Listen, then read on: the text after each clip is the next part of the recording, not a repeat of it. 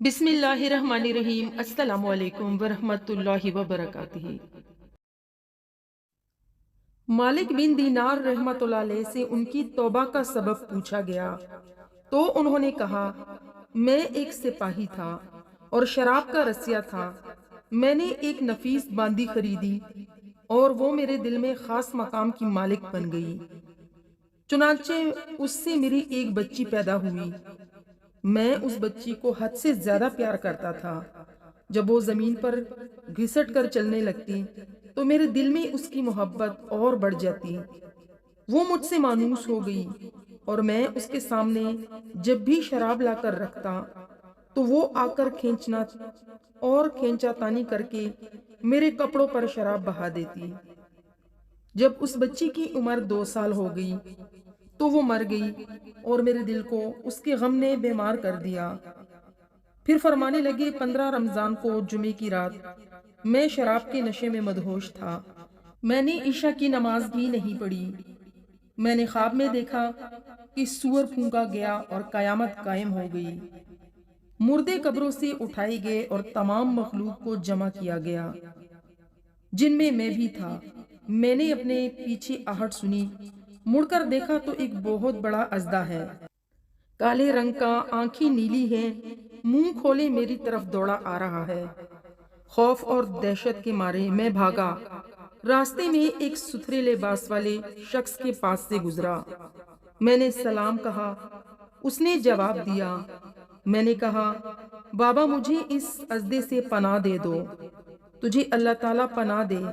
وہ بوڑھا رونے لگا اور کہا، میں کمزور اور ضعیف ہوں اور یہ اژدہا زبردست ہے، یہ میرے بس میں نہیں، آگے چلو اور بھاگو، شاید اللہ تعالیٰ تیری نجات کی کوئی صورت بنا دے۔ میں آگے بھاگنے لگا اور ایک بلند جگہ پر چڑھ گیا۔ ادھر میں نے جہنم کی طبقات کو جھانک کر دیکھا، ان کی ہولناکیاں دیکھی۔ قریب تھا کہ اژدہے کی خوف سے میں ان میں جا گرتا۔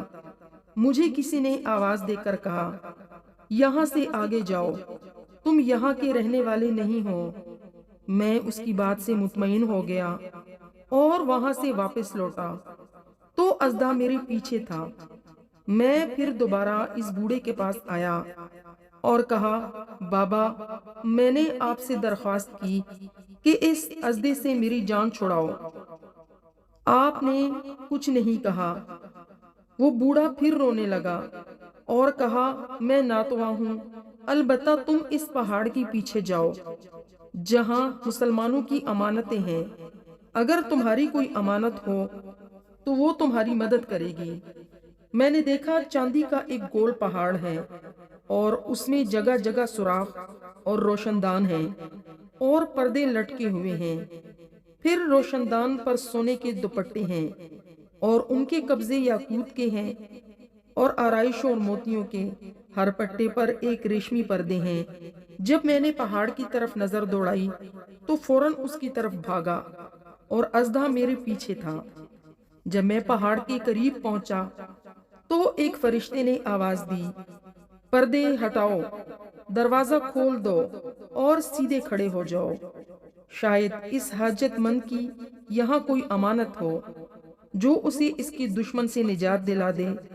میں نے دیکھا پردے ہٹ گئے اور دروازے کھل گئے اور ان روشن دانوں میں سے بہت سارے بچے میری طرف جھانکنے لگے، ان کے چہرے چاند کی مانند تھے۔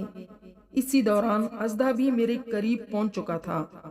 میں اس وقت حیران رہ گیا جب ان سے ایک بچے نے چلا کر کہا، اے سب آؤ، اس کا دشمن اس کے قریب آ گیا ہے۔ چنانچہ وہ جوک در جوک کھڑے ہو کر جھانکنے لگے۔ اچانک میری وہ بچی جو مر چکی تھی وہ بھی ان کے ساتھ جھانک رہی تھی۔ جب اس نے مجھے دیکھا تو رونے لگی اور کہا، ہائے یہ تو میرا باپ ہے۔ پھر اس نے نور کی جھرمٹ میں تیر کی تیزی کے ساتھ چھلانگ لگائی اور میرے سامنے آ کر کھڑی ہو گئی۔ اس نے اپنا بایاں ہاتھ میری طرف بڑھا کر میرا دایاں ہاتھ پکڑ لیا اور اپنے دائیں ہاتھ کو اژدہے کی طرف بڑھا دیا تو وہ بھاگ گیا۔ پھر اس نے مجھے بٹھا دیا اور میری گود میں بیٹھ گئی اور اپنے دائیں ہاتھ سے میری داڑھی پکڑ کر کہا، ابا جان، کیا مومنوں کے لیے وہ وقت نہیں آیا کہ ان کے دل اللہ کی ذکر کے لیے جھلک جائیں؟ میں رونے لگا اور کہا، اے بیٹی، تم لوگ بھی قرآن کو جانتے ہو؟ اس نے کہا، ہاں، تو تم سے بھی ہم زیادہ جانتے ہیں۔ میں نے کہا، ازدے کے بارے میں تو کچھ بتاؤ جو مجھے ہلاک کرنے کے در پہ تھا۔ اس نے کہا، وہ تیرا ہر برا عمل ہے جس کو تو نے طاقتور بنا دیا، اور وہ تجھے جہنم کی ایک آگ میں ڈبونا چاہتا ہے۔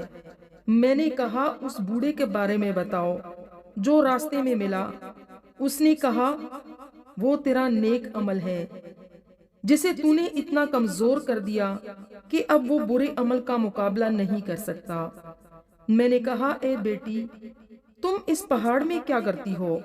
اس نے کہا، ہم سب مسلمانوں کے بچے ہیں، ہم یہاں قیامت تک رہیں گے، تمہارے انتظار میں ہیں۔ جب تم آؤ گے تو ہم تمہاری سفارش کریں گے۔ مالک بن دینار رحمت اللہ علیہ فرماتے ہیں، جب میں گھیرا کر اٹھا اور اٹھ کر شراب چھوڑی اور اس کے جتنے بھی برتن تھے سارے کے سارے توڑ ڈالے اور اللہ تعالیٰ سے توبہ کی، اور پھر فرمایا، یہ خواب میری توبہ کا سبب بنا۔ معلوم ہوا کہ اولاد اگر بچپن میں فوت ہو جائے تو مایوس نہیں ہونا چاہیے، بلکہ اللہ کی مرضی پر راضی رہنا چاہیے، کیونکہ یہی نابالغ اولاد آخرت میں کام آنے والی ہے، جیسا کہ اس واقعہ سے ہمیں سبق ملتا ہے۔ اللہ تعالی ہم سب کو عمل کرنے کی توفیق عطا فرمائے، آمین۔